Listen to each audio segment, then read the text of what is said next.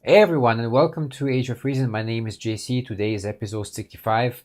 So, usually lately I did a lot of articles on climate change, but today, just to change things up a little bit, um, and it's kind of by accident too, because I just happened to see it. So, it was a Richard Dawkins page, and there was a bunch of comments there, which I thought were very interesting. So, I thought I would go through that today.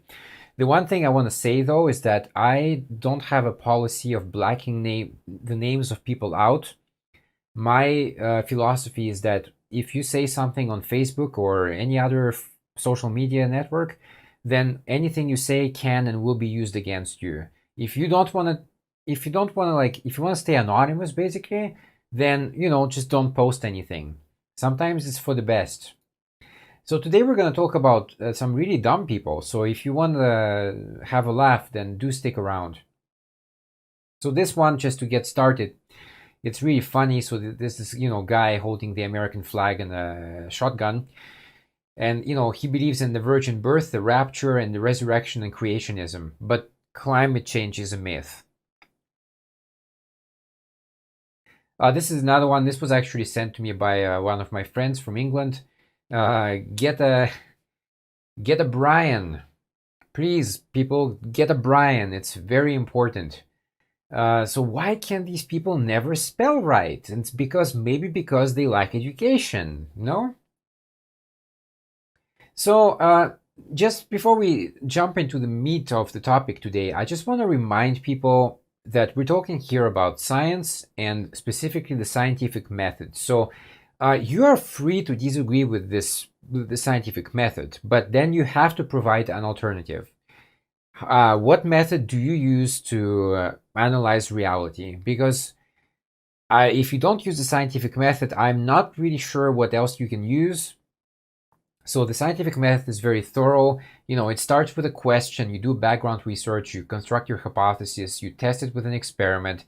Is it working or not? Well, that depends then. If it doesn't work, then you can still reuse the data and you basically go back to the hypothesis. And you analyze the data, you collect the data, you analyze it, your result align with the hypothesis, then you communicate the results. And that's basically a breakdown of how science works. So this is science. This is not the mythological view of science. This is science. This is a scientific method. So I get this one comment from this guy, and he says, nope, sorry, you're just not understanding here. Science does not change based on new data. That's a fact. So amazing, incredible. So science does not change, apparently. Science is a static thing. Your mythical view that science changes with data is a myth. No, it's really not. It's just what is more possible here? The fact that there is this, giant global conspiracy of scientists against you, or the fact that you're an idiot? Which one is more likely? I think the second option is more likely. So yeah, you're this genius who figured it out. You're this guy from nowhere who figured out the major conspiracy in the world. Congratulations. So what I replied here is I basically, okay, this comes from Sam Harris. So you have to watch a little bit of Sam Harris to understand where I'm coming from here. But basically, Sam Harris says, when you debate with a person, and if you want it to be a fair debate, an actual debate, not just like throwing poo at each other, you have to define the terms. So I asked him to do that. I asked him to define what do you mean by science and what do you understand by the scientific method. And I also mentioned that science is evidence-driven, it's data-driven, and it changes with the data that comes in. Of course, science is always a moving field. It's never standing still. If it stood still, then we'd be still back in the caves, painting things in the caves. So what was his reply? He didn't answer any of my questions. He just said, all science is political. Well, if you say that science is political, then how about, for example, this mouse I have here? Is the mouse political? Because the mouse is science. The computer I'm using right now, it's science. Is it political? I have a cell phone. I have the iPad going right now on the side here. Are they political as well? Are they leaning left or right? Are they a Green Party, perhaps? How would you know? So of course it's a nonsensical argument, quote unquote. And so the main things today come from this post. So again, the Richard Dawkins Foundation for Reason and Science posted this thing. So from Anthony Fauci, I actually watched his testimony yesterday for about 3 hours because I wanted to be a little bit in the loop of what he's saying in the US. So now I am in the loop, so I can comment now. So he said, he warned of anti-science bias being a problem in the US. Yeah, no shit. Well, you have to remember that we have about 70% of people in America who identify as Christians. So already they believe in all that nonsense from the Bible. You know, the rapture, the virgin birth, the thing that about slaves. And of course they cherry pick it to death. But yes, they still do believe kind of the overall framework of that. And that's very scary. So here we go. This was recently announced. So US official warned that COVID-19 is shifting in a radical direction towards those in 20s and 30s. So again, science is a moving field. So new evidence came in. So now you have to adjust your hypothesis and then communicate the results. The one reason why it's shifting to people in 20 and 30s is because basically the US was rushing to reopen. So we have 1.2 million infected people in the country. Absolutely not the time to reopen anything, in my opinion, but they do it. So of course it depends on community to community. You can't lock down everywhere because everywhere is not the same situation, and that's what Fauci said last night. You don't have a you don't have a one-size-fits-all solution for the US. You have a solution for this state, you have a solution for this state, and there's all different solutions. But one reason why it's shifting to younger people, though, is because young people in the States, we remember when the pandemic just was starting out in January, they still went to spring break. I have to go to spring break. So there was this famous guy, he was like sunburnt and saying, well, I don't care. I'm here to enjoy my time. So later he apologized, by the way. Just want to make that clear. He did apologize, at least for his behavior.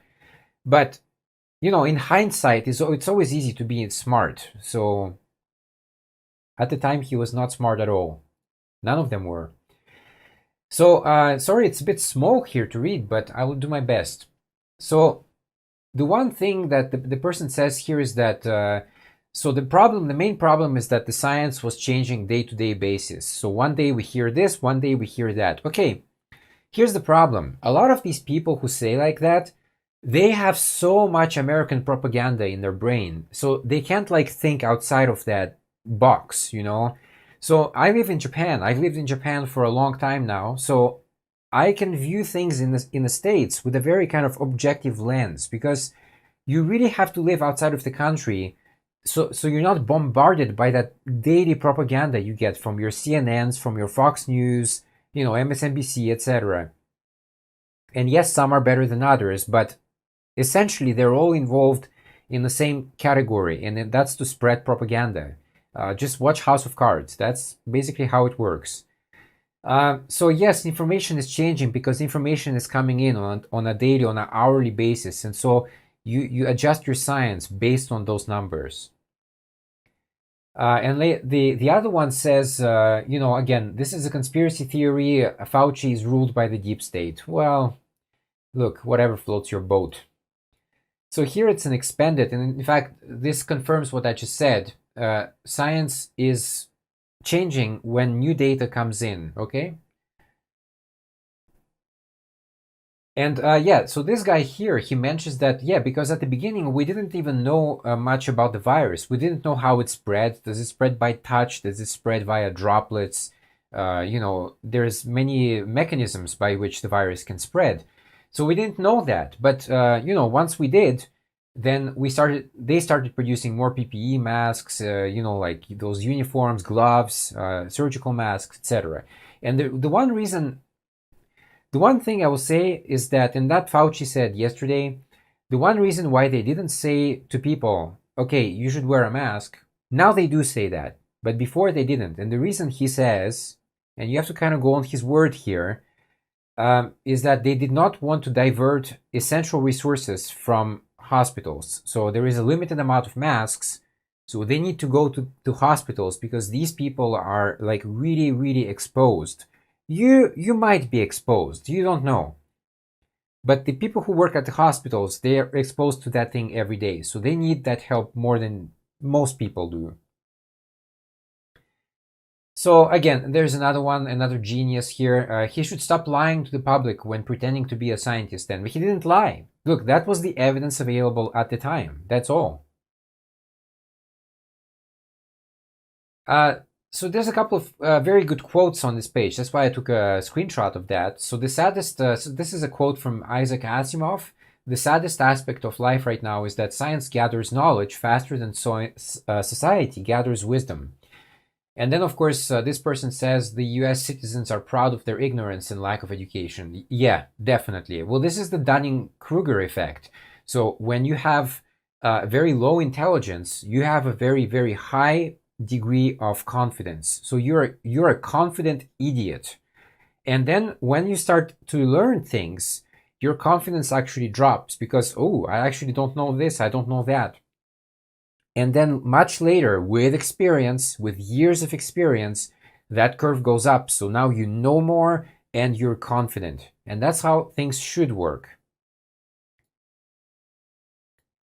The next one here is that's actually expanded. There is another quote here, which I found interesting. So he says, anti-intellectualism has been a constant thread winding its way through our political and cultural life, nurtured by the false notion that democracy means that my ignorance is just as good as your knowledge. So true. So true.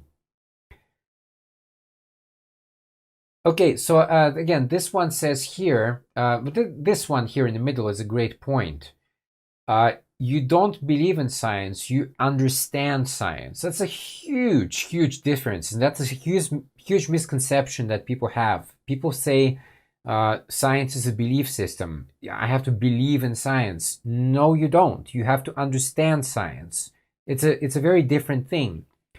I don't need belief in climate change. I gather data myself. I can see that it's warming up. In fact, my temperatures for this June of this year are going to be the highest temperatures of the past 4 Junes, okay, on average. So I can see that. I can see the data from actual scientists gathering the data from temperature sensors all over the globe. I don't need to believe in that. I can see that and I can understand the data. That's all. It comes from knowledge. So this person says anti-intellectualism is quite prevalent in some areas of the US. My brother in Florida proudly announced one time that he hasn't read a book since he graduated high school. Many people are like in this situation. A lot of people don't read books anymore, which is a good point to plug in my book. Beyond the Obscure, please get it. It's a great psychological thriller horror story. It's not gross, okay? There's nothing disgusting in there. It's just a good story, so please get it. It's very short. It's only 100 pages. If the print is too expensive, please consider getting the ebook. But the not reading books, that's a thing all over the world right now. And of course, being in Florida, let's stop here for a moment. If you watch the Bugs Bunny cartoons, Bugs Bunny was always trying to show off Florida because everybody knows that Florida is a messed up state. And really, if it could go away, a lot of people would just welcome that. So this person says science is not perfect. And again, this is a good point. Nobody's saying that science is perfect. Nobody in the right mind will say that science is perfect. Science is a perfecting, though, because we are perfecting science every day with more data. But it is the best systematic way we can get closer to the truth. Science and nature do not care about your beliefs. Unfortunately, in a world dominated by irrational fears and superstitions, some humans prefer to stay in the dark. Yes. So in America, I actually call them the American Taliban because these are the people who basically want to drag the nation back to the Dark Ages. And their Bible is like law of the land. So forget the Constitution. The Bible is the law of the land, and they would very much like that to happen. So they put people in power that try to push those religious agendas on people. It's very dangerous. So this person says that's been happening for a while. Anyone interested in... Oh, this is a great point, by the way. Anyone interested in science or technology is referred to in a derogatory way, a nerd or a geek. Okay, so if you're a nerd or a geek, that's a negative. Funny on violent based interests and never referred to geek or nerd, but is enthusiast or fan. So he gives a few examples here. You're a computer geek, a history nerd. But compare that to I'm a gun enthusiast. I'm a Red Sox fan. Sounds much better, doesn't it? How often do you hear a gun geek or a Red Sox nerd? I never have. I never have either, for sure. Yeah. And it's not really related, but there is an interesting point here as well. When it comes to women, you know, if a woman goes around and, you know, has sex with many people, what do we call her? We call her a slut, right? Extremely negative connotation. What if a guy, though, goes around and he has sex with many girls? We call him a stud. And that is not a negative connotation. I'm sorry, but it's not. So yes, the way that we use language is very important. So this genius here up there, he says, show me one published peer-reviewed scientific study demonstrating the efficacy of confinement. Which study was available at the date Fauci first advocated for confinement? Again, this comes from a person who has his brain filled with American bullshit propaganda. This is the type of people we're dealing with in the country. So again, in reality, science changes based on the data that it comes in, but all you have to do is you have to look at other countries. Stop thinking about the US being like the only country in the world, because it's not. There are things happening out there. In Asian countries, in Singapore, Hong Kong, in Taiwan, in South Korea, even in Japan, to a large extent, as soon as the pandemic started, people rolled up their sleeves, put on their mask, and got to work. Isolating and, you know, wearing a mask and not spreading the disease. They don't understand how it works yet either. Just like in the States, we didn't have the idea, we didn't have the data yet, but we took precautions. And that is the huge difference between here in Asian countries and in America, where people basically just ignored all the warning signs. And they said it's conflicting information coming from the White House. Bullshit. It's just you're dumb. You didn't take the time to analyze the data coming from other countries. You didn't spend any time looking at how people in those other countries live. So you didn't have anything to compare with, but you could have. Again, this one person says it's ironic how many people in his comments lack reasoning and basic science comprehension skills. Yes, well, welcome to America. And these are just series here. So again, a good portion of this country wouldn't know scientific facts or reasoning if it hit them right in the face. Very true. Haven't our great communicators I've been saying that for decades now? Yes, they have. Carl Sagan has been saying that, and you know, George Carlin, he was not a scientist, but he was a kind of intellectual comedian. He was saying that the US has a huge bias against knowledge and thought in general, unfortunately. So again, Carl Sagan is mentioned here. The natural consequence of people caring more about celebrities and sports than about how the world works. And I showed a quote from Chris Hedges a while ago on my show. He basically said that we live in this culture, like the Instagram culture, the TikTok. My fans need me, so fuck everything else. I'm gonna do this crazy thing, even if it puts others in danger. I'm gonna do it because my fans want me to do it. And that's the environment we live in. There's more here. So ignorance may be blissful for the ignorant, but it's destroying our world. Yes, absolutely.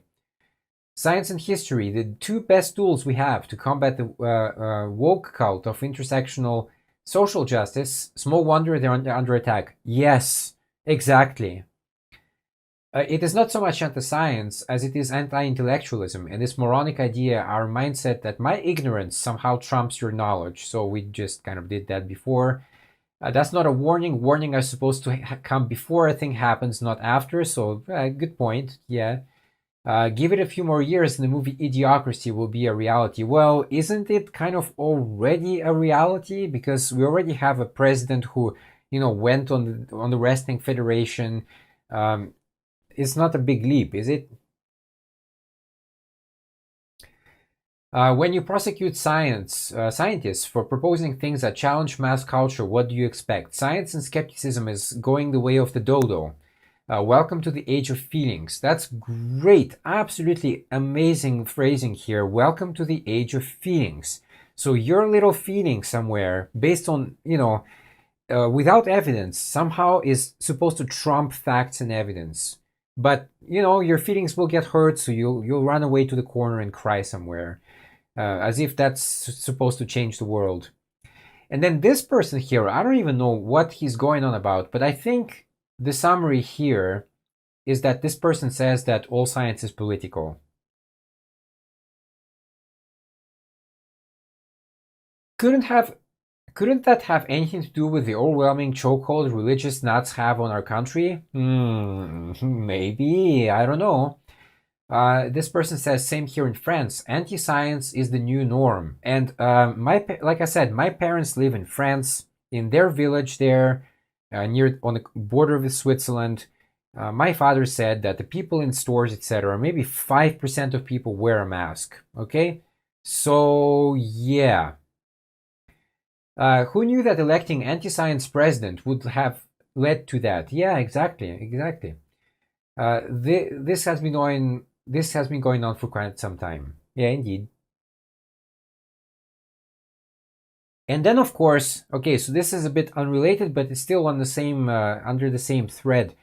Of course, every time you have this kind of anti-science people show up, you always have anti-vaxxers showing up. Always. It's just the way it goes. So this is a reply here. Okay, so this is a reply to her who was before. And he says, if somebody has a best-selling book out on Amazon, it really doesn't mean that it's a fact. It just means that they're good at marketing themselves. Harry Potter and the Half-Blood Prince was Amazon's bestseller in 2005. That doesn't mean that Hogwarts exists.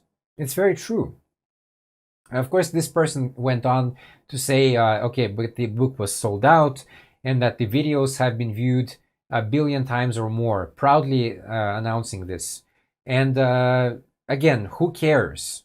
I mean, yes, that means there are, 1 billion idiots out there. That's all it demonstrates. You're not in on a major conspiracy. You're not some kind of super genius. Stop putting that thought into your head. This is a continuation here. I worked in science research. I know it's bought out. But above that, if I'm not mistaken, she says right here, I believe her and as do many other scientists. Yeah, right. Doctors and parents of vaccine injured. Vaccine injured. Have you ever heard somebody use this term? Because I haven't. So that's what they make fun of here. She said vaccine injured. Did you hear that whooshing noise? That was your credibility flying out of the window. Yes, absolutely. And working as a custodian at the research lab doesn't count as worked in science research. That's true. If you just worked in a lab and you were some kind of secretary, just moving one paper from one desk to the other, or putting some kind of stamp on a paper, like a machine almost, that doesn't make you a scientist. That makes you a part of the administration, yes, but a scientist is like a field scientist. He goes out there and gathers data and analyzes data, looks at the microscope, etc. That's what I mean by scientist. Of course, you can move papers from one desk to the other. It doesn't make you a scientist. And then this person says, congratulations, you are the problem. Indeed. And this is the final one for today. So it's all about bread and circuses. Keep the masses occupied with mindless entertainment and cheap food. The Romans understood well, and so do American politicians. Nobody in power wants their people educated, because an educated populace is dangerous to the ruling elite. Just look at how little value is placed on teachers. Rome collapsed.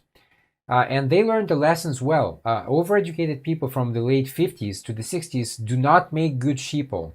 Therefore, They dump down the curriculum in schools, and they dump down people in general. Let's give them, Dancing with the Stars and Honey Boo Boo and all these nonsense shows on TV that people, you turn on the TV, even in the background, it goes into your subconscious. You still kind of listen to it, even if you don't think about that. That's how it works. So anyway, that's it for today's show. There was a lot of stuff here, but anyway, I had a good laugh reading these comments, and there were some really, really good as ones. So I'm happy I went through that.